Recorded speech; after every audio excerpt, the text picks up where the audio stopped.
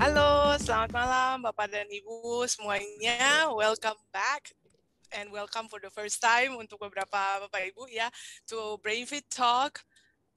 Di mana kita akan berbincang mengenai berbagai macam topik parenting. Tema kita malam hari ini adalah bagaimana menghadapi anak yang suka ngotot atau keras kepala.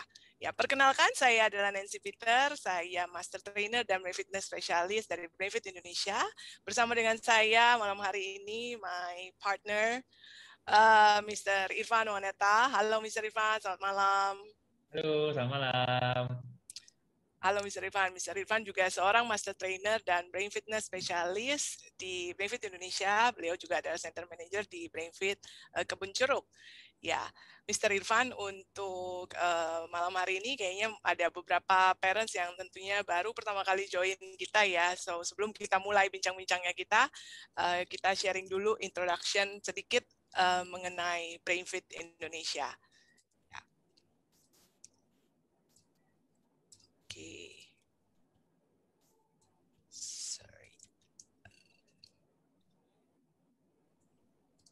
Maaf.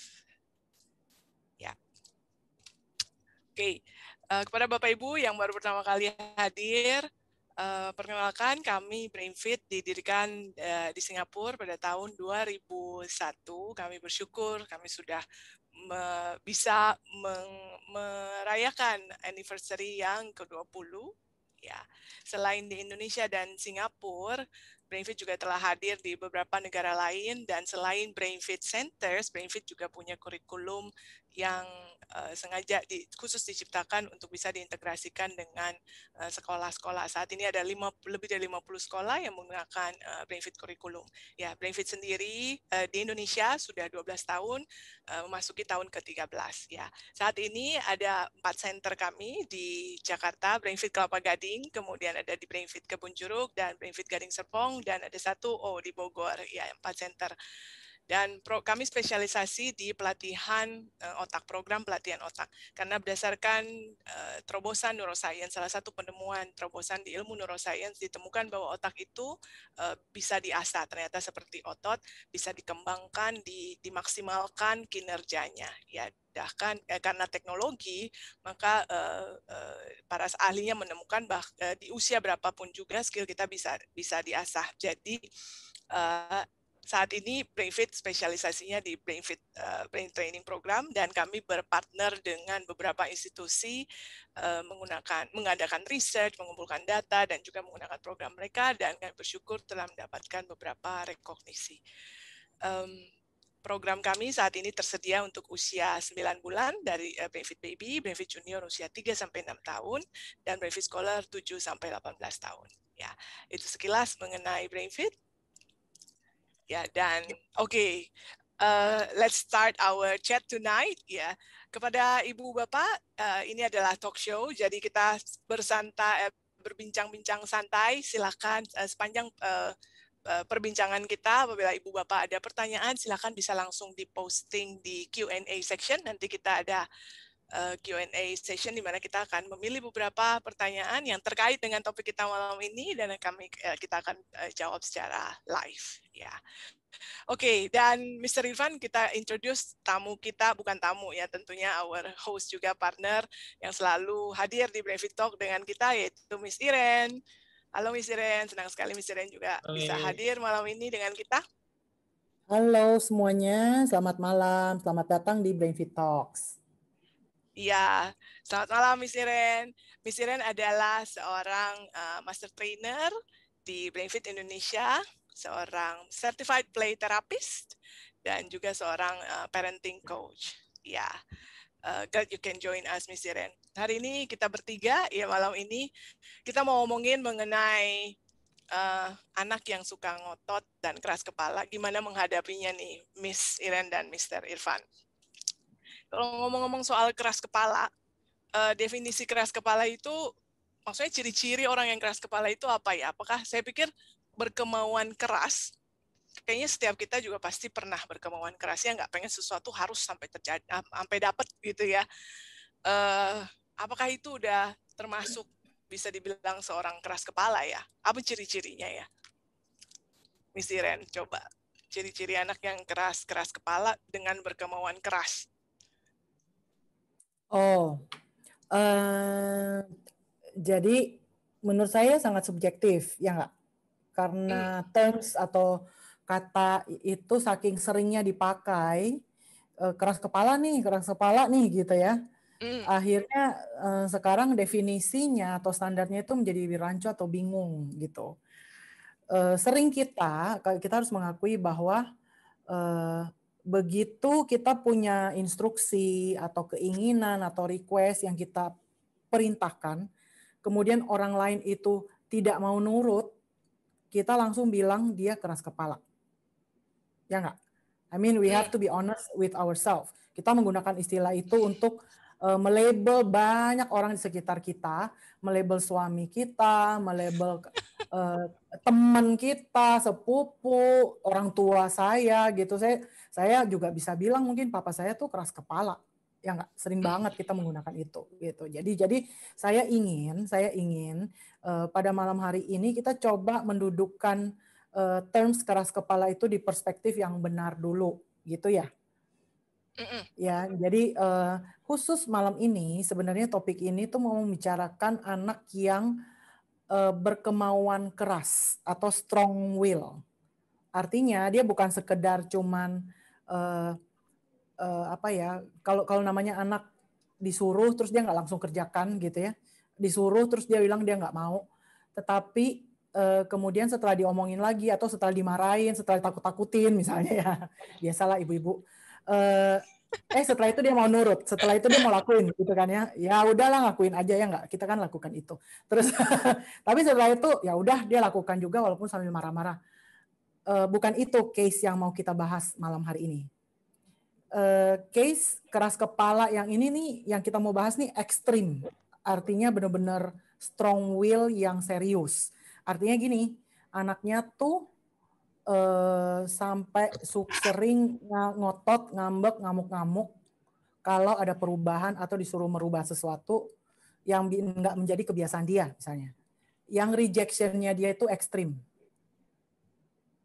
Oke, jadi itu memang jadi kasus keras kepala yang ekstrim. Jadi bukan keras kepalaan gitu yang subjektif, bukan. Kita benar-benar ngomongin tipe ekstrim nih sekarang, karena kalau semua case keras kepala biasa kita jadikan masalah juga, menurut saya ya kalau gitu kita mau punya anak yang semuanya nurut-nurut aja ya itu namanya bukan anak-anak gitu ya nggak? Gitu. Dan kayaknya setiap kita pasti pernah menunjukkan sikap keras kepala ya nggak? Ya. Nggak mau nurut. Ya. Jadi saya kasih contoh ya, contoh kayaknya mungkin enak nih buat dimengerti yang kita mau bahas malam ini, yang namanya kasus ekstrim itu seperti apa? Ekstrim itu seperti ini, contoh.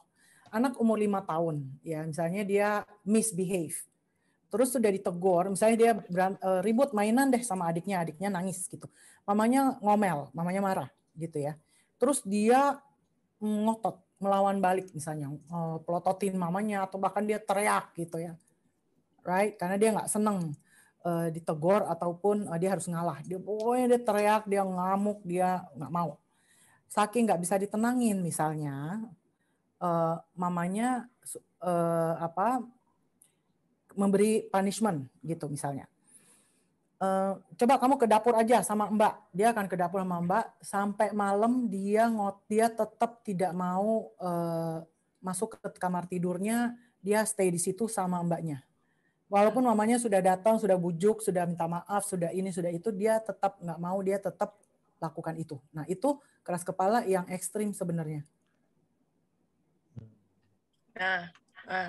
Right? Oke. Atau ya itu, modelnya kayak gitulah pokoknya. Itu ekstrim. Gimana kalau ada anak yang menunjukkan tanda-tanda keras kepala juga gitu, tapi pada akhirnya dia nurut. Cuman nurutnya itu tetap nggak dengan cara yang kita mau.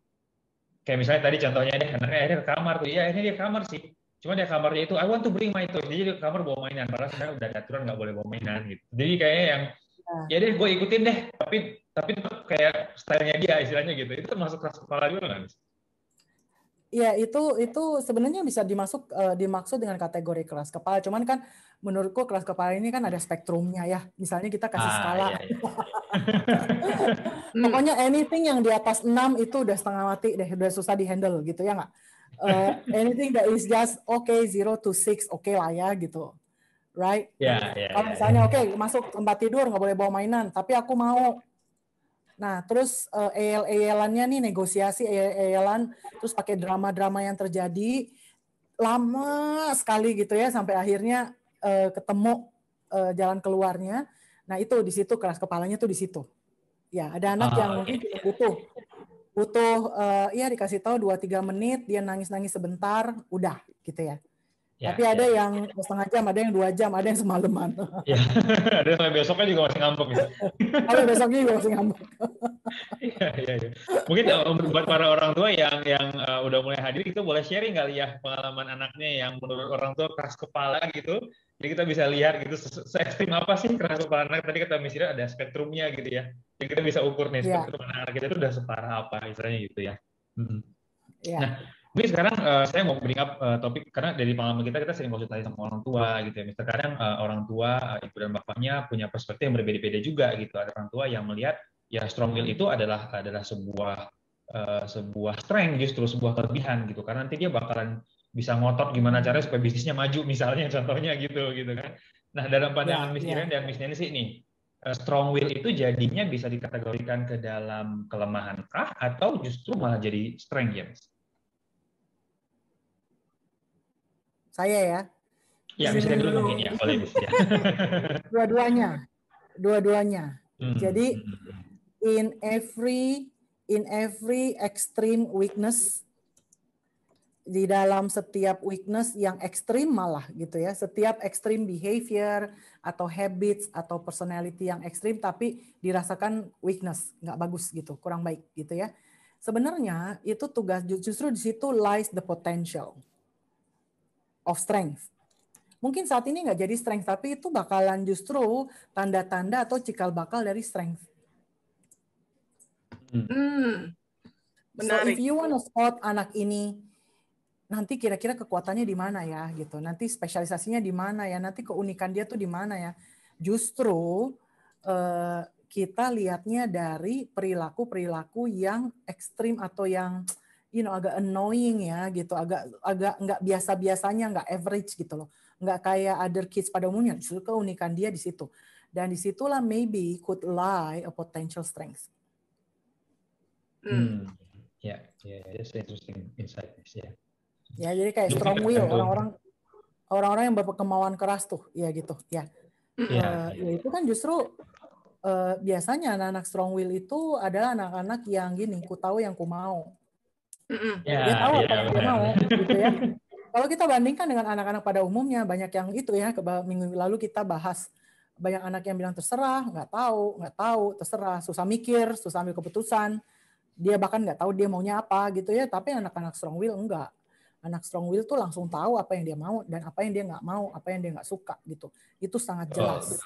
Ini yang membuat orang tua jadinya melihat itu sebagai jadi strength gitu, karena dia juga nggak gampang terpengaruh gitu ya, misalnya dia punya pendiriannya sendiri, meskipun mungkin waktu kecil itu pendiriannya agak nyebelin ngelihatnya gitu, tapi mungkin dari gedenya kalau diarahkan dengan benar bisa jadi karakter yang kuat sebetulnya ya, Nis. Ya. Oke.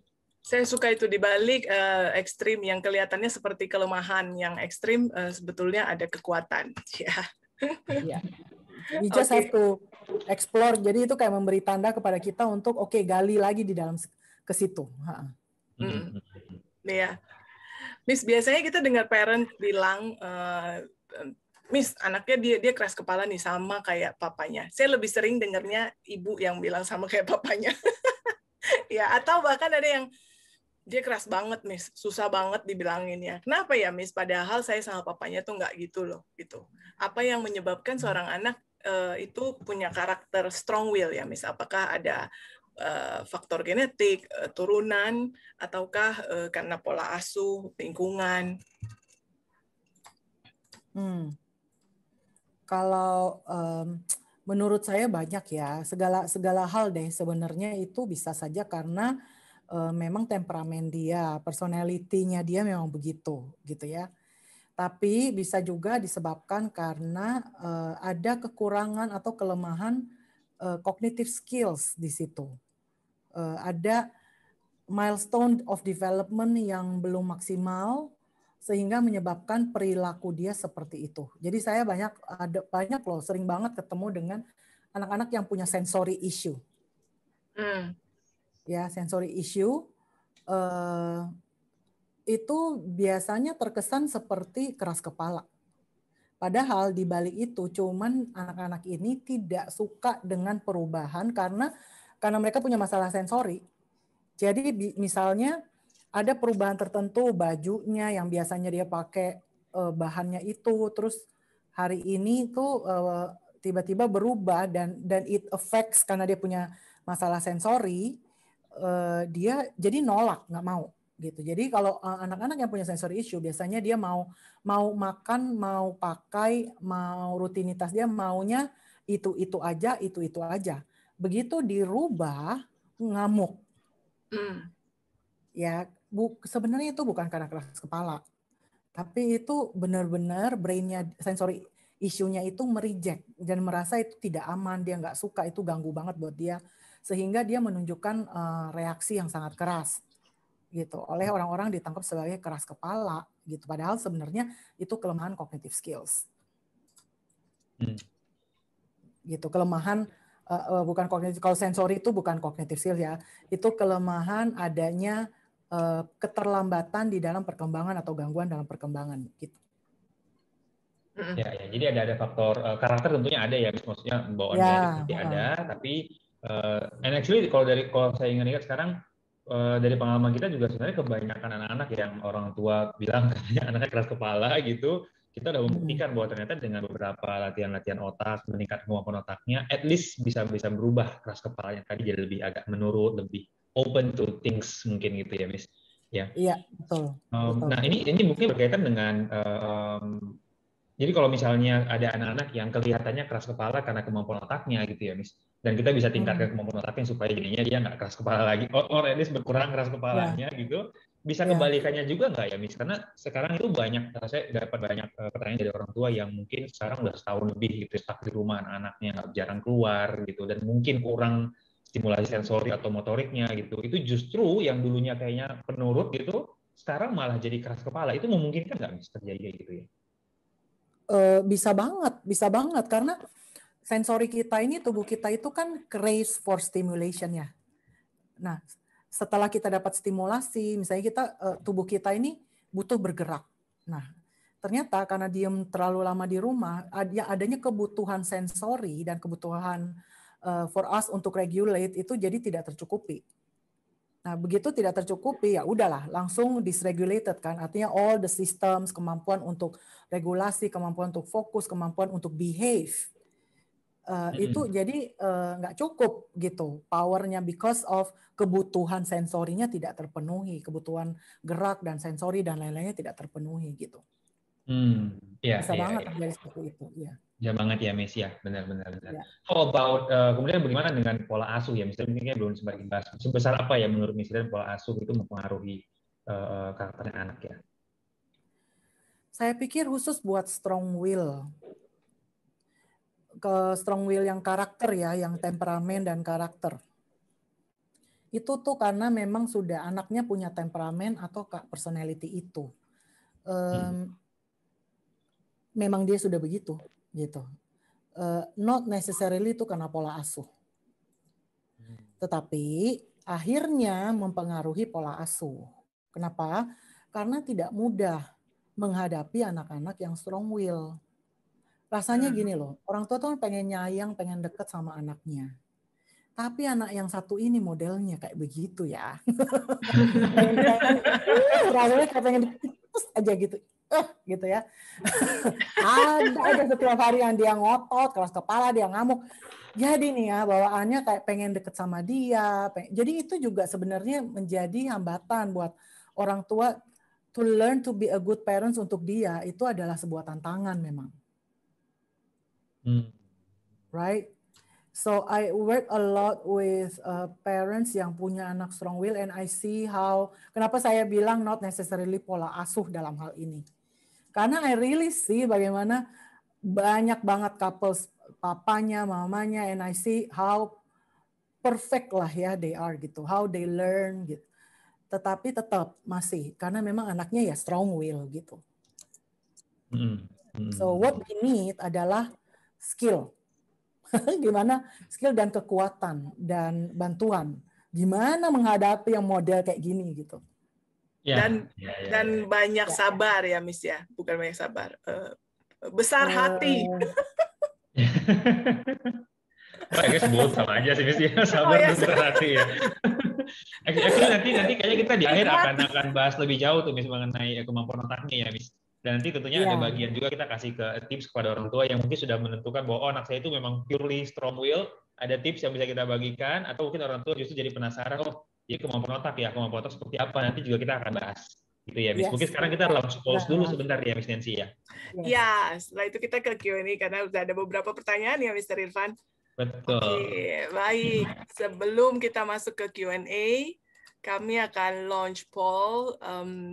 Survei, mohon bantuan Ibu Bapak partisipasinya untuk menjawab polls kami. Ini untuk membantu kami mengenali profil audience, Bapak Ibu yang hadir, untuk membantu kami untuk terus memilih topik-topik yang sesuai dengan yang relevan dengan kebutuhannya Bapak Ibu. Oke, sambil menunggu polls, sudah mulai terisi. Ya, sambil menunggu polls, gimana Mr. Irfan? Ada pertanyaan yang bisa kita jawab? Ada beberapa yang tadi udah terjawab ternyata Miss. Tadi ada Bu Erni yang mau tanyakan soal anaknya yang sepertinya setelah sekarang pandemik dan sekolah di rumah, kayaknya semakin kesini kayak semakin sulit diarahkan gitu ya. Ini yang tadi saya tanyakan ke Miss Iren juga, memang ada beberapa anak yang karena mereka kurang bergerak itu mempengaruhi sensori motoriknya mereka, dan itu mempengaruhi bisa menjadi kelihatannya agak jadi lebih keras kepala gitu. Nanti kita akan bahas sedikit mengenai cara meningkatkan skill-nya ya. Kemudian ada juga beberapa orang tua yang menanyakan hal yang serupa, so hopefully nanti bisa stay sampai akhir, kita bisa bahas lebih jauh mengenai concern seperti itu gitu ya. Nah, ini juga ada pertanyaan juga yang menarik, Miss. Tentu ada oke, saya ke scroll sebentar, saya coba cek lagi.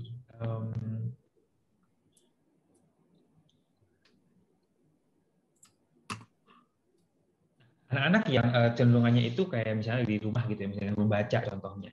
Anak-anak yang tadi saya lupa banget namanya karena saya nggak sengaja keklik deh. Sorry, give me 1 minute. Sure, Mr. Irfan. Ini dia, Ibu Agustina ya. Anaknya usia 8 tahun, laki-laki gitu.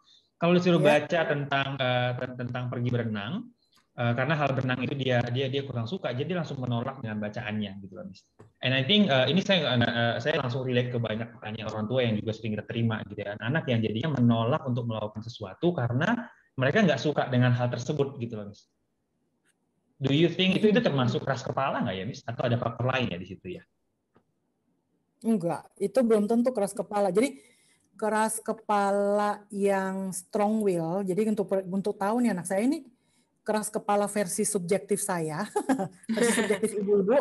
Asal mami bilang dan kamu nggak nurut, berarti kamu keras kepala. Itu versi ibu-ibu. Atau benar-benar yang strong will tadi gitu, yang memang ada kondisinya strong will gitu, right? Jadi gini, kalau misalnya urusan membaca, disuruh baca, dia nolak, pokoknya dia nggak mau gitu ya. Tetapi aspek lain dia oke aja, maksudnya nggak sesusah itu gitu. Dia cukup kooperatif dalam beberapa hal, sangat reject, sangat menolak dalam hal-hal tertentu. Nah mungkin itu kita nggak bisa cepet-cepet bilang bahwa itu strong will. Ya, kita mesti ngecek. Jadi mesti ngecek, cari polanya, cari kegiatan apa aja sih yang dia menolak keras. Nah kalau urusan membaca, jangan-jangan memang dia punya punya masalah di reading comprehension. Ya, jangan-jangan dia punya masalah di situ sehingga gitu ya, Miss ya. Iya. Jadi kita lihat dong, misalnya saya selalu menggunakan diri saya sebagai contoh. Saya nggak suka masak, nggak bisa masak juga sih. Ya kalau diupayakan bisa, tinggal baca resep masak, tapi hasilnya very technical rasanya. Ya, oke. Jadi kalau misalnya ada pesta, ada ngumpul-ngumpul gitu, saya milih disuruh belanja yang lain aja daripada saya disuruh masak. Disuruh apa, saya akan nolak. Jadi hal yang saya nggak jago, hal yang saya nggak bisa, atau bahkan saya punya kemampuan terbatas di situ, kalau bisa saya nolak. Gitu. Itu sangat manusiawi. Right? Jadi tugas kita, instead of bilang dia keras kepala nih bagian sini. Menurut saya, mendingan cari tahu kenapa tuh dia nolak aktivitas tertentu. Jangan-jangan ada skill dia di balik itu yang membuat dia jadi nggak mau. Padahal sebenarnya beberapa aktivitas lain dia oke-oke aja. Berarti dia nggak keras kepala secara umum dong, gitu ya. Nggak bisa dibilang strong will itu. Ya. Berarti dengan kata lain salah satu yang orang tua bisa lakukan untuk menemukan apakah memang anaknya keras kepala atau tidak, cari pattern-nya dulu mungkin ya, Miss. Apakah aktivitas penolakannya ini selalu terjadi di semua aktivitas atau hanya beberapa aktivitas aja karena mungkin ada faktor lain di aktivitas tersebut gitu ya. Betul. Nah, gimana dengan orang tua? Ada pertanyaan lagi nih, Miss. Saya tambahin. Dari Bu Desi. Bu Desi bertanya gimana kalau anaknya usia 7 tahun, but I think orang tua juga bisa relate gitu. Anak yang paling nggak suka dinasehatin, jadi langsung menyela gitu, kayaknya nggak mau dengerin nasihat orang tua. Itu gimana, Miss? Itu termasuk keras kepala kah?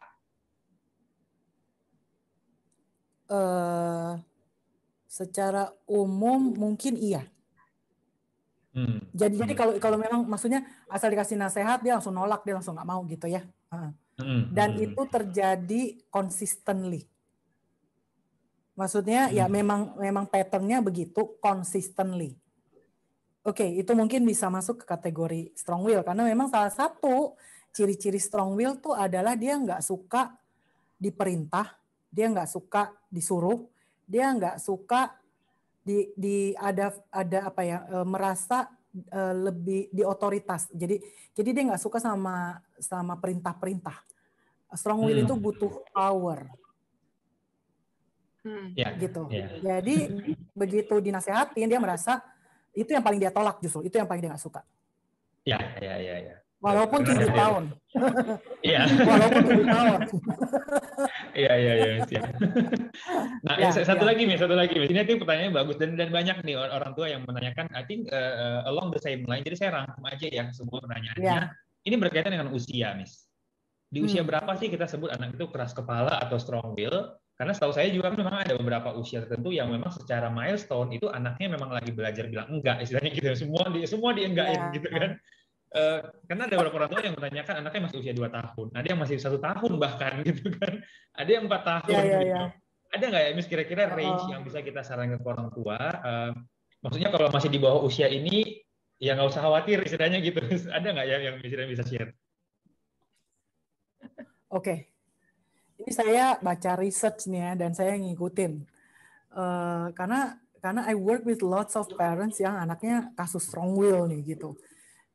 Jadi saya juga punya emotional labor menghadapi anak-anak tipe ini. So I read a lot about this type of children and how to help them, and also the parents.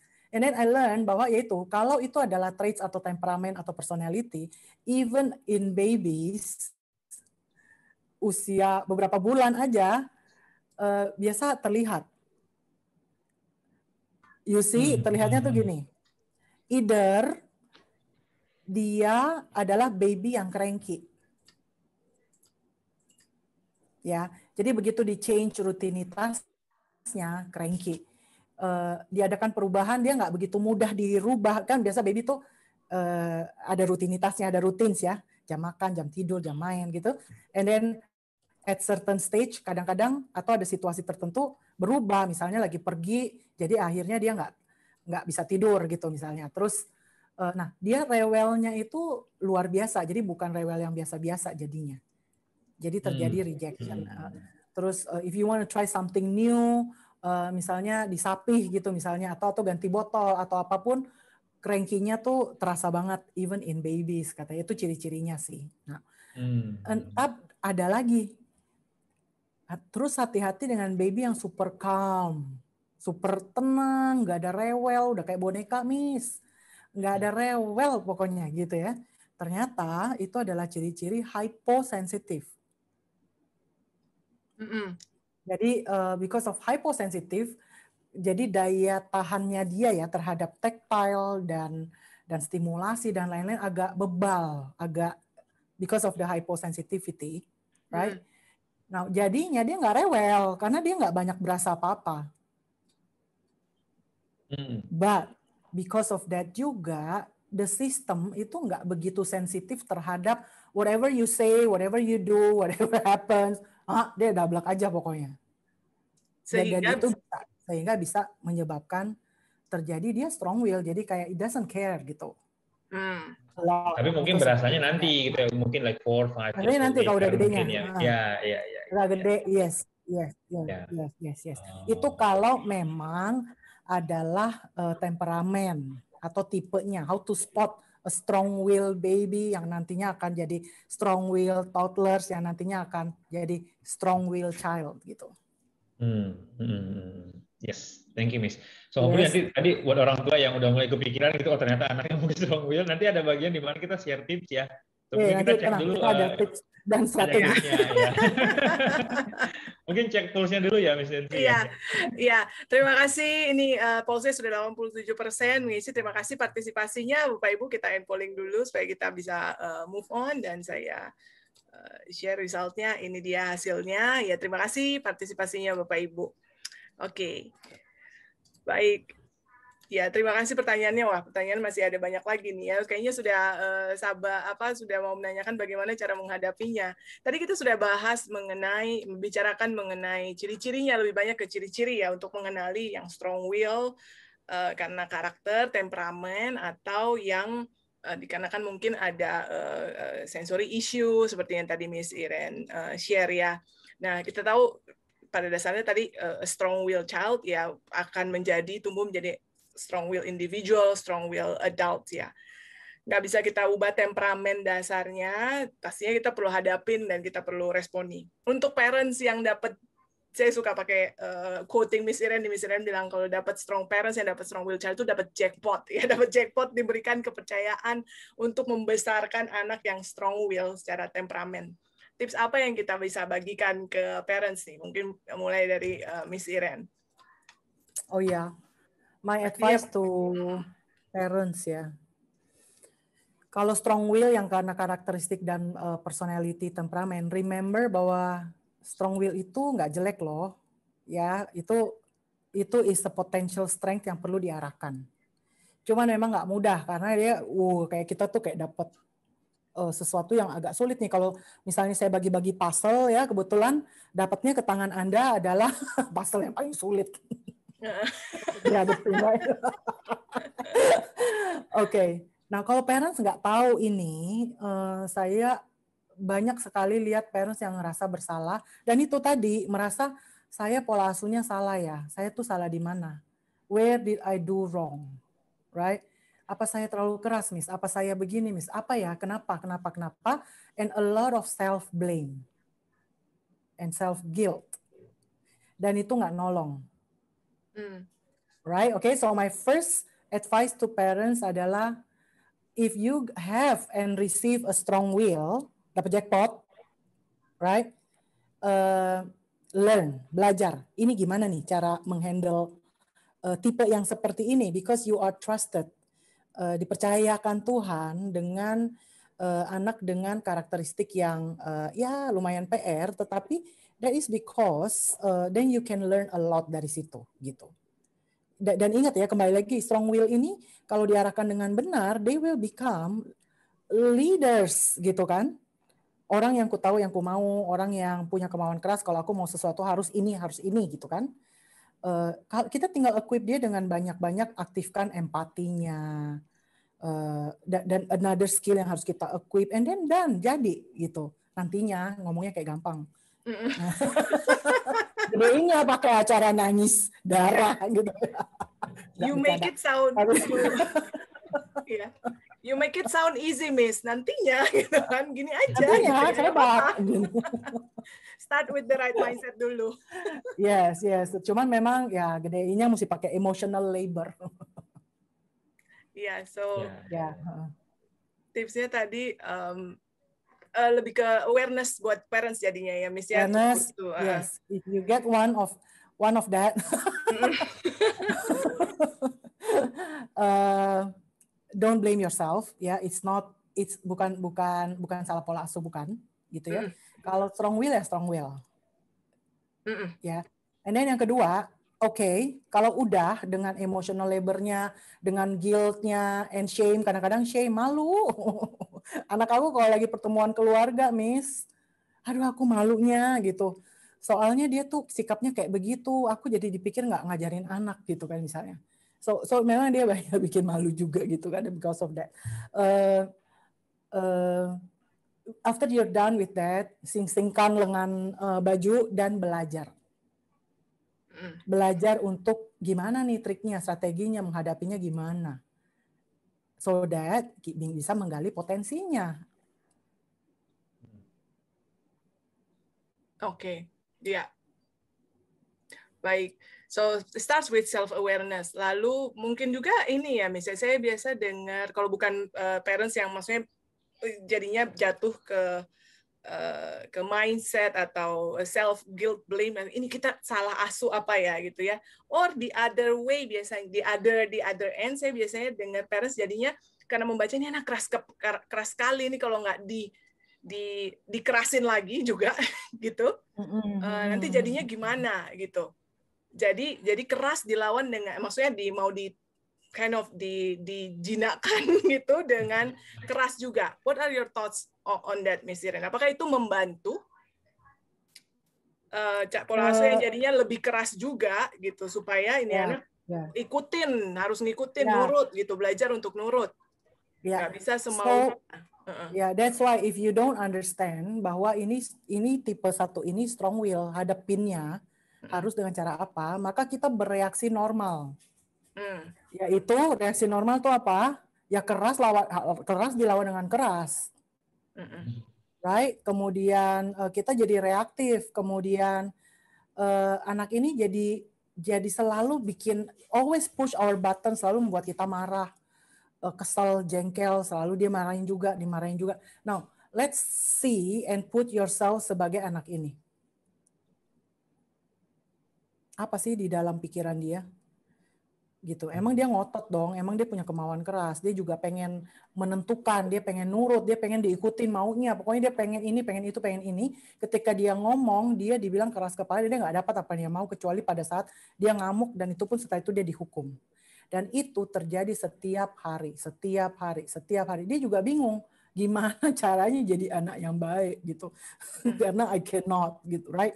Lama-lama itu menjadi labelnya dia. And then akhirnya secara psikologi, secara emosional, anak ini sebenarnya seperti masuk ke dalam kotaknya sendiri. Mau keluar nggak bisa karena memang itu adalah dia sifatnya. Tapi parents mau nolongin juga rasanya nggak sanggup karena behaviornya dari dia dan perilakunya dia memang mengundang untuk dimarahin sih ya gitu ya. Mengundang untuk dihukum, dimarahin dan lain-lain. So it becomes cycle yang tidak ada berhentinya gitu. Sebenarnya mesti gimana dulu, right? So that's why I think one of the thing to work with the strong will adalah cari tahu ini beneran strong will atau cognitive weakness.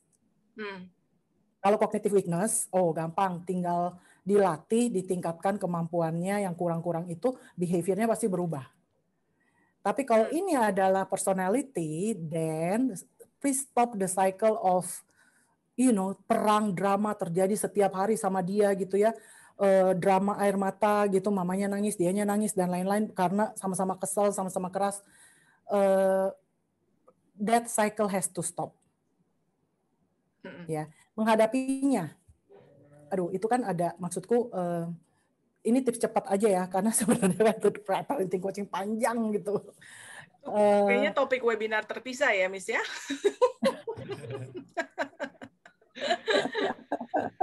Ya, anak seperti itu kita harus tegas, jelas boundary-nya, tetapi at the same time kita mesti build bridges, harus bangun jembatan untuk masuk ke dalam emosinya. Right? Untuk membangun relationship itu dan harus relationship yang kuat. But at the same time juga strong, artinya bukan diturutin semuanya dan lain-lain, bukan. So how do you balance between boundaries yang kuat sama relationship and love and nurture yang kuat? And you have to be able to play it dan dimainkan gitu loh, sesuai dengan waktunya yang tepat. Karena anak ini kan waktu dia keras, dia nggak keras 24 jam, enggak. Ada waktu-waktu dia adalah anak, dia akan cengeng, akan manja, akan butuh disayang-sayang, akan datang deket-deket dan pengen baik-baikan gitu. Ada saat-saatnya seperti itu gitu kan. Hanya saat-saat tertentu ketika otoritasnya dia dilawan, barulah si naganya keluar gitu. So you have to be able to see kapan menerapkan boundaries, kapan di nurture gitu relationship-nya. Ya. Ada yang mau ditambahkan nggak, Mr. Irfan? What about dari Mr. Irfan? Oh ya, tadi kayaknya udah cover banget sih yang tadi kata Miss Iren. Artinya yang pertama adalah soal mindset orang tuanya dulu ya. Kita sendiri juga ngelihat, mungkin kalau dari saya not just professionally tapi personally juga lihat beberapa keluarga yang terkadang ya tadi itu karena anaknya misbehave karena keras kepalanya tadi gitu, reaksi orang tua juga jadinya keluar reaksinya orang tua gitu, sementara anaknya nggak tahu ini kenapa mamanya tiba-tiba marah-marah gitu kan, juga nggak tahu gitu. Anaknya juga malu, akhirnya dia juga semakin keluar lagi perilaku yang sama gitu. So ini tadi yang mungkin misalnya sebut cycle-nya itu gitu. So I think yang pertama sebagai orang tua kita harus cut dulu cycle-nya. Tadi cari tahu kenapanya itu is useful. Kalau dari saya sendiri begitu kita ketemu anak-anak yang sudah, meskipun katakanlah kita udah tahu nih oh ini anak memang keras kepala, salah satu tips yang sering saya sarankan adalah jangan ditantangin anaknya, jangan tantangin, maksudnya jangan dikerasin lagi gitu, karena justru mereka akan ngelawan lagi dengan lebih keras gitu. I like to practice of ngajak anaknya untuk berpikir. So instead of kasih bantahan, kasih instruksi, give question. Mungkin mereka bilang, ayo waktunya makan, mereka bilang I don't want to eat gitu, kabur kemana gitu kan, I don't know lah apa yang dilakukan gitu. Instead of dikasih tahu, kamu kan harus makan, bla bla bla gitu kan, lempar pertanyaan gitu. Jadi maunya makannya kapan? Emang belum lapar ya? Gitu sih, that kind of question gitu. And I find that dari pengalaman handling anak-anak yang kompleks banget gitu, yang strong will gitu, itu benar-benar ngebantu banget untuk mereka at least ngerem. At least temboknya udah nggak tambah tinggi istilahnya gitu. Mereka jadi berpikir dan mulai untuk terbuka.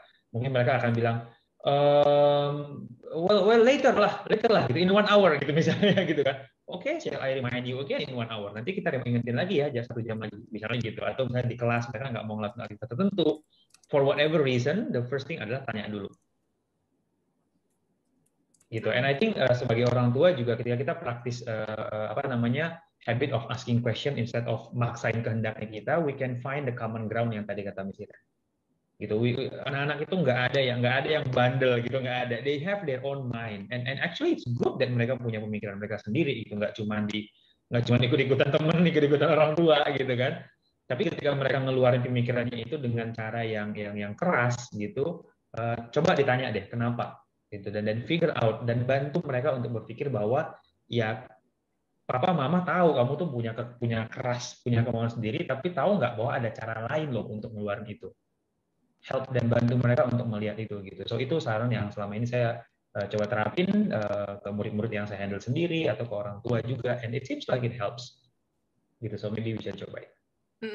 Yeah, that's very good. Thank you for that, Mr. Irfan, Miss Iren. Yang saya dengar di situ gimana, Miss? Ini juga kayak banyak konsultasi sama orang tua gitu ya. What your go-to tips untuk orang tua yang punya anak keras kepala?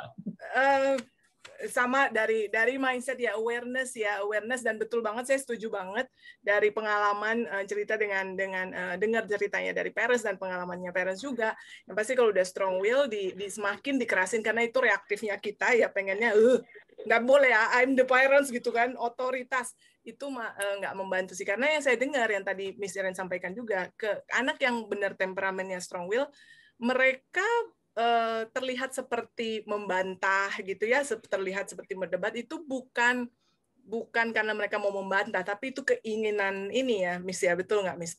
Keinginan ya, itulah mereka itu kebutuhan psikologis bahwa I need to make my own decision, seperti itu. Yang tadi saya dengar dari Mr. Irfan dengan bertanya kayak misalnya, oke, ayo makan, nggak mau gitu kan. Emang makannya mau jam berapa? Itu mirip juga dengan satu strategi yaitu shared autonomy ya. Shared autonomy karena mereka butuh untuk punya otonomi.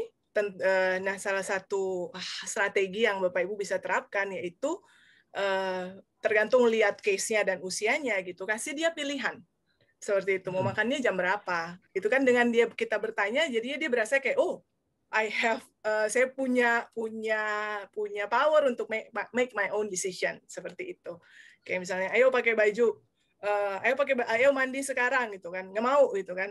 Oke, kamu mau mandi dulu atau makan dulu seperti itu ya. Jadi kasih pilihan, kasih pilihan. That's one strategy yang biasanya saya bagikan ke parents dan ada yang terapkan dan saya belajar itu juga dari Miss Iren, shared autonomy. Karena mereka punya kebutuhan itu untuk I want to make my own decision. Seperti itu. Ya tadi kata Miss Iren, dia anaknya nggak suka dikasih tahu kan. Nggak suka dikasih tahu aturan gitu. Tapi kalau kita ajak bikin aturan bareng-bareng, itu biasanya anaknya semakin at least luluh lah ya gitu. Oh ya udah deh, aku ikutin kemauan kamu dikit, nanti kamu ikutin kemauan saya gitu. So it's just more dinamikanya jadi lebih enak untuk anaknya dan of course lebih enak untuk orang tuanya. Iya. Nah, mungkin ini tadi kita ngomongin tips ya, Miss. Ada nggak ya, Miss? Tadi kita di awal banget kita sempat ngomongin soal kemampuan otak gitu ya, Miss. Tadi selain tips dari segi cara ngomong orang tuanya ke anaknya gitu, itu kan lebih ke ya tips sehari-hari istilahnya gitu ya, Miss. Tapi gimana kalau down in the future gitu ke depannya gitu? Ada nggak sih dari segi kemampuan otak yang tadi kita bahas yang bisa specifically ditingkatkan untuk memastikan bahwa anak yang keras kepala ini nih benar-benar bisa jadi strength seperti tadi kita bahas di awal. Apa yang bisa kita share dari programnya Brady, James?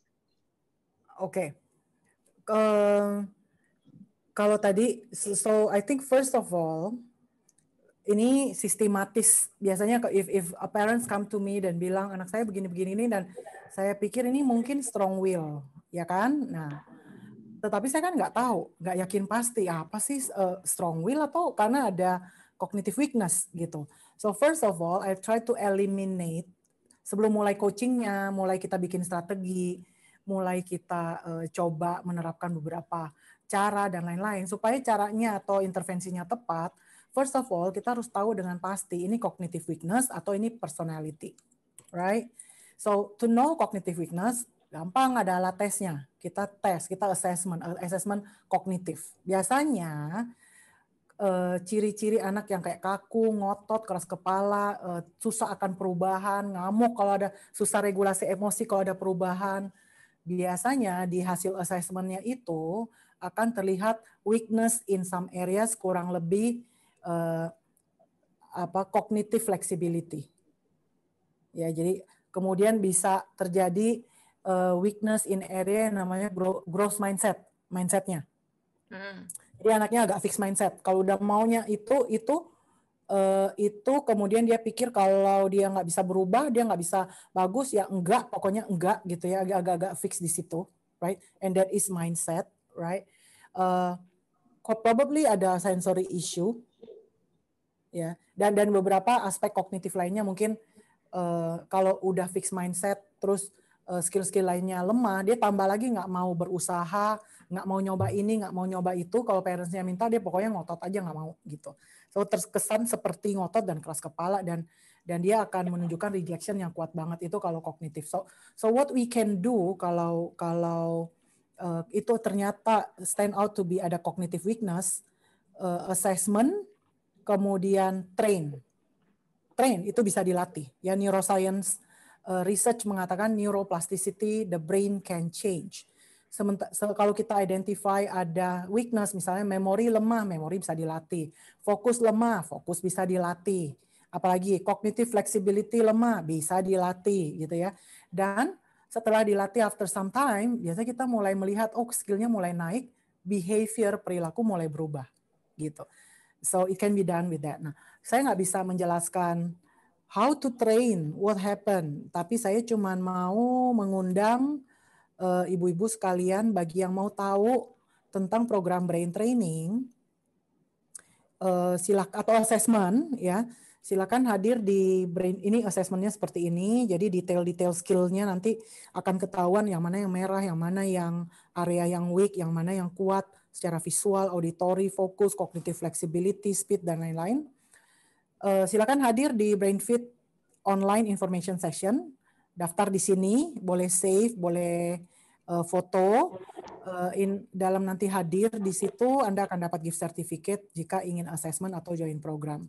Now, this is the programs. Contoh adalah program-program yang dilakukan anak-anak di rumah selama pandemi ini, and it works quite well. Actually, some kids do very well dengan perubahannya juga, and then they do very good activities di rumah walaupun pandemi. Their brain keeps improving, gitu ya, and that's good. Banyak kemampuan kognitif yang bisa berubah, yang tadi saya bilang yang menurut neuroscience ini bisa dilatih, and it's proven bahwa the brain can change, connectivity bisa terbentuk. So please come to the information session untuk tahu lebih lanjut tentang program brain fitness yang untuk bisa mendeteksi cognitive weakness dan bisa meningkatkan cognitive skills. Now, that is about cognitive weakness. Nah, jika setelah assessment, kadang-kadang saya lihat, oh ternyata cognitive skills-nya oke-oke aja loh. Nggak ada kendala loh di cognitive skills. Oke, berarti ini purely personality atau temperamen. Right? Now, then strategi atau intervensi that we work with parents itu berbeda. Gitu. We don't need too much training on the cognitive weakness dan lain-lain karena dia skillnya udah bagus kok dan tidak menghalangi sebenarnya. Jadi ini purely adalah temperamen dan mungkin starting to work with the mindset sih, growth mindset, and then start to build relationship-nya. Jadi parents-nya di-equip untuk build relationship-nya sama anaknya tadi. Jadi jangan cepat reaktif terhadap behavior-nya dia. Gitu. So equipping with that. Tadi Mr. Irfan bilang kasih pertanyaan gitu kan ya. That is really good karena gini. Strong will child kalau dia lagi ngotot, please remember bahwa you will not win. You will not win unless pakai hukuman, pakai ini, pakai itu. Dan hukuman cuman works untuk anak 10 tahun ke bawah. 10 tahun ke atas. Nggak bisa lagi, hukuman doesn't work. Gitu ya. You will not win. Ya. Ancaman yang diberikan harus semakin kuat, semakin canggih, semakin mengerikan. Dari waktu ke waktu, if you use ancaman. That doesn't work too. Ya. Anak strong will ini ketika ngomong sama dia, jadi I work a lot with parents, jangan menggunakan kalimat komando ketika berbicara dengan anak tipe ini karena dia tidak akan melakukan. Dia paling tidak suka disuruh-suruh. Dia paling tidak suka diinstruksikan. So you cannot say, Mandi, kamu makan jam berapa? Misalnya ngomongnya kayak gitu. Oh, itu dia nggak akan bergerak. Ya. So, contohnya ya, misalnya dia lagi main game. Kemudian mestinya waktunya sikat gigi. Kita nggak bisa bilang, ayo udahan main gamenya udah malam, ayo sikat gigi. Itu kan instruksi. Kalimat instruksi ya. Biasanya that doesn't work for strong will. So what I will do adalah, okay, mami mau gosok gigi sekarang. Dan kamu juga waktunya gosok gigi. Yuk, let's go up together. Gitu, sama-sama, bukan suruhan. Ajakan ya, Miss ya. Ajakan, yuk gitu. Terus kalau dia belum mau, oh kamu belum mau, oke ya udah, kamu gosok gigi sekarang apa nanti setelah game ini. Jadi give choices. Selalu tadi kan udah bilang dia butuh untuk diberikan opsi dan dia butuh untuk ikut mengambil keputusan. Right, that works better untuk dia. Ya, terus kalau dia punya sensory issue yang tadi itu, dia nggak begitu gampang terima perubahan, maka jika mau ada perubahan, woro-woro jauh-jauh hari. Kasih tahu, minggu depan kita mau begini loh, nanti begini. Mungkin dia nggak mau dengar, dia nggak mau, aku nggak mau, nggak apa-apa. 2 hari kemudian, kita nanti tetap akan ke sana loh ya, gitu ya. So, supaya dia adjust. Jadi mentally prepared, dia juga terima message-nya walaupun kamu nggak mau, tapi ini harus gitu. So when you talk, jangan pernah dengan nada yang tinggi. Because ketika dia sudah mulai nangkep nada yang tinggi itu, semakin dia akan strong will-nya mulai keluar. Gitu. Jadi kita nggak mau, kita mau berusaha dengan strategi berbicaranya kita, tapi bukan ngalah sama dia. Tetap holding, tetap baik, tapi boundaries-nya jelas. Gitu. Holding-nya mesti jelas. That would be from me. Ini udah 8:30. My last message to parents tuh adalah gini. You don't have to fight every battle. Dalam sehari punya anak strong will di rumah mungkin battle akan terjadi lebih dari hampir 10 battles. Mau mandi aja battle, mau makan battle, mau bikin PR battle, mau pergi keluar battle gitu kan. Karena masing-masing punya kemauan gitu. So choose your battle because you don't have the mental energy untuk menghadapi dia. Choose the most important thing for you, di mana for that you set your boundaries firm, dia tahu bahwa dia nggak bisa goyang. Yang lain bolehlah negosiasi, give the child the option, the chance to choose dan lain-lain. And then when you feel tired daripada akhirnya meledakin dia dan lain-lain, just hold back because it's not the end of the world. Jadi istirahat aja, tidur, make yourself happy. After you have recharge, recover, then you have the energy untuk menghadapi dia dengan cara yang tepat. Okay? Perangannya panjang. That's why harus jaga-jaga mental energi kita dengan baik. Ya, Miss. Thank you, Miss. Ya, tadi misalnya sempat ngomongin soal kemampuan otak gitu ya. Nanti orang tua bisa coba ikutin. Info sessionnya kita is a free session. Basically nanti dijadwalin gitu. Nanti orang tua bisa belajar lebih jauh mengenai kemampuan otak dan kemampuan otak mana sih yang ternyata berhubungan dengan anak yang keras kepala. Seperti tadi saya share di awal, kita udah bantu banyak sekali anak-anak yang kelihatannya awalnya keras kepala gitu, tapi ternyata setelah brain training beberapa bulan, ternyata lebih mudah untuk nurut gitu. So maybe kita nggak tahu, siapa tahu bisa membantu juga. Gitu ya, gitu. Dan ada juga yang ternyata setelah kita lihat profilnya, oh ternyata dua-duanya, maksudnya temperamennya iya strong will, terus memang ada area-area cognitive skill tertentu yang juga belum maksimal dan setelah ditingkatkan skillnya, memang strong will-nya tetap ada di sana, namun tapi lebih manageable, betul. Dengan strategi yang tepat, parents menemukan bahwa parents sudah kasih feedback juga gitu bahwa oh iya, jadi lebih bisa terlihatnya ya lebih bisa kompromi seperti itu, lebih bisa fleksibel gitu. Jadi ya istilahnya kalau dalam sehari ada battle 10 berkurang jadi 2. Ya, betul. Tapi bukan berarti nggak ada battle. Iya, betul. Ya, oke, baik. Thank you, Mr. and Mr. Irfan. Udah 8:34. I think sebelum kita close, Mr. Irfan, would you like to share, bisa infokan our upcoming webinar ya, topik? Ya, boleh banget ya. Karena ini ada beberapa event kita yang berikutnya. Actually ini menarik banget nih. Ini hari Kamis. Ini akan dibawakan oleh Michelle Lucia. Beliau ini adalah foundernya BrainFit. Beliau bekerja dekat banget sama ilmu-ilmu di bidang otak. Kali ini beliau mau berbagi mengenai learning style. Ini tadi ada nih beberapa orang tua yang mention mengenai learning style. Kita nggak sempat jawab dan memang topiknya juga belum pas dengan topik malam ini. Tapi mungkin orang tua bisa join ke sesi ini ya. Jadi belajar lebih jauh mengenai bahwa emang masih ada nggak sih yang namanya learning style gitu ya zaman sekarang gitu ya, dan kenapa terkadang learning style itu nggak sesuai dengan apa yang kita lihat, mungkin bisa dijawab oleh Michelle Lucia gitu ya. Ini Kamis jam 7.30, ini jamnya Jakarta ya, benar ya? Iya, jam Jakarta ya. Jam Jakarta. Nanti ada ini ada linknya. Waktu mendaftar ke linknya itu jam yang tertera di situ jam Singapura. Waktu mendaftar di linknya, tapi jam Jakarta 7.30. Ya, thank you, Miss. Ini ada linknya di sini, atau bisa juga ke Instagramnya BrainFit @BrainFit_Indonesia. Di situ juga ada linknya sama informasi pendaftarannya. So ini hari Kamis. Kemudian Selasa depan ada T4Mom. Ini T4Mom materinya dibawakan oleh Siren. Nantinya Selasa ini topik kita adalah membantu anak yang sulit dalam bahasa dan komunikasi.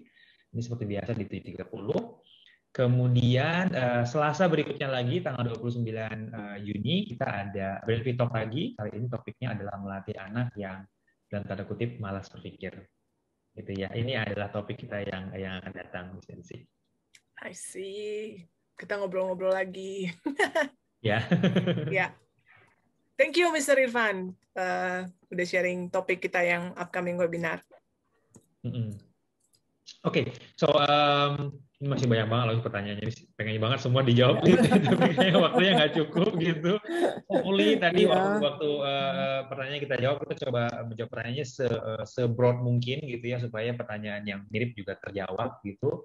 Untuk orang tua yang masih pengen tahu lebih jauh, pengen konsultasi lebih jauh, boleh langsung daftar ke info session aja. Nanti ada waktu yang kita akan sediakan untuk tanya jauh lebih jauh. Ada dan boleh follow Instagramnya Benefit, @Benefit Indonesia. Siapa tahu nanti ada event-event berikutnya yang topiknya mirip juga gitu. Orang tua bisa join dan belajar lebih jauh lagi. Dan siapa tahu pada waktu itu pertanyaannya lebih terjawab lagi secara spesifik. Gitu ya, Miss. Ya. Iya, So, betul. let's just close it, Miss. Kita close dengan pesan terakhir mungkin ya. Saya mulai dari Miss Nancy dulu deh. What's your insight? Insight apa yang mungkin atau pesan terakhir apa yang misalnya bisa share ke orang tua malam hari ini ya, Miss? Kalau dari saya, insight-nya adalah ya yang tadi Miss Iren sampaikan bahwa di balik kelemahan yang kelihatannya seperti kelemahan keras kepala gitu ya, berkemauan keras, actually ada strength di situ. Mungkin saya mau titip pesan, berbagi titip pesan kali, encourage parents untuk pertama-tama dimulai dari mindset. Excuse me, dari mindsetnya. Embrace bahwa ini anak strong will, lihat dan memilih untuk melihat, dan mungkin itu keputusan yang perlu dilakukan berulang-ulang untuk ini anak apalagi pada saat anaknya sedang nggak nurut atau berdebat gitu ya. Strong will ini kekuatan gitu ya. Embrace.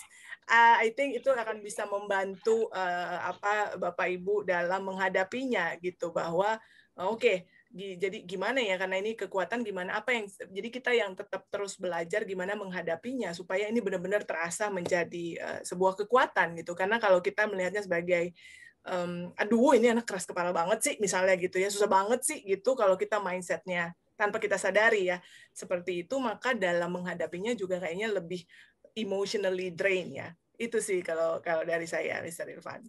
Mindsetnya ya, Miss. Yes, it's a good start. It's always a good start. Benerin dulu mindsetnya, benerin dulu cara pikirnya gitu.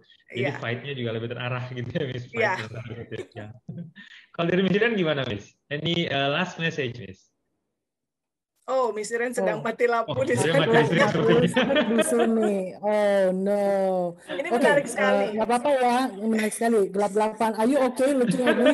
Masih kelihatan, Miss. Masih kelihatan. This is the first time in Benefit Talk history.